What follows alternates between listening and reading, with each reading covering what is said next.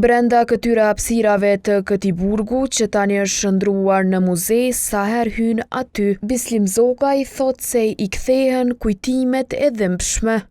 Ai kujton torturat që sipas tij filluan me 1 shkort të vitit 1997 nga forcat serbe, një periudhë që për të la gjurmë të thella.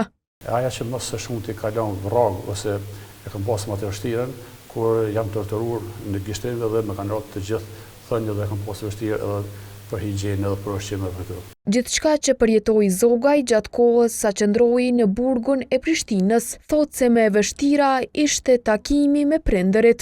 Në një vizitë e kam pasur ato në hyrje, të vizita kam kemi pasur një grilat në mes dhe është një formë rrjete dhe në mes të asaj rrjete është pak më të rralla telat dhe ka mundësi më pa figura më mirë dhe kam pasur prindin, babaj, mundohej më shihte fytyrën, po ne përdora një strategji dhe ngrisha në gishtat këmbëve që mos shihej fytyra.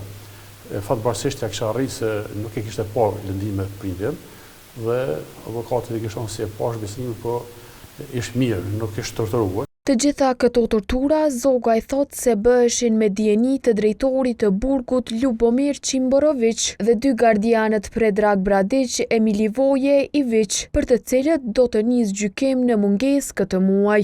Me dijen e Luba Qimborovićit jemi torturuar, ndër torturat që jam torturuar në burg, njëherë ajo torturë ka zgjatur rreth 1 orë gjysmë me vullnetin të Bradićit, i cili pas një arsye më kanë nxjerrë nga dhoma dhe në katin e dytë 5 punëtorë të atij ndrime më kanë torturuar për 1 orë gjysmë, ku së paku 10 deri 13 herë kam humbur vedijen dhe pasi më humbë të vedia, me gjoshin ujë më kthyen të vedia, përsëri vazhdon të tortura.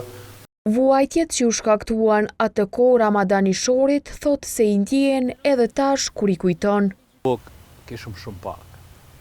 Ishëm maltretuar non-stop. Ilesh ka është ma e rona bashkë në qatë kuën, ku në i bishin që ta trosh qimit, që në dhonshin, e qitëshin e repshin dikan në koridor që për bërtima pëtina tja sa ta buk nuk më ishe me hongër. Tlomit jemi ku non-stop. Maltretimet të shumta nishori thot se përjetuan edhe kur i transferonin në burgje të tjera. Pej burgjet të Prishtinës, unë tani na kanë transferu në burgun e Lipjanit. Po edhe atje njëjtat maltretime në kohë. Njëjtat. Bile sidomos ku na transferoheshin për një burgjet e një burg, u kon aja ditë që si më e zezë për neve. Se qaq na maltreteshin sa që nuk e pos ti ku me po trupin tonë veç në ze. Tu na shtin burg ato na kanë rohë edhe me taroba t'lula. Përveç gjykimit në mungesë për 3 të akuzuarit në burgun e Prishtinës, këtë muaj gjykim në mungesë do të nisë edhe për 3 të akuzuar të tjerë në komunën e Gjilanit. Gjykimet në mungesë janë mundsuar pas ndryshimeve të bëra me kodin e procedurës penale.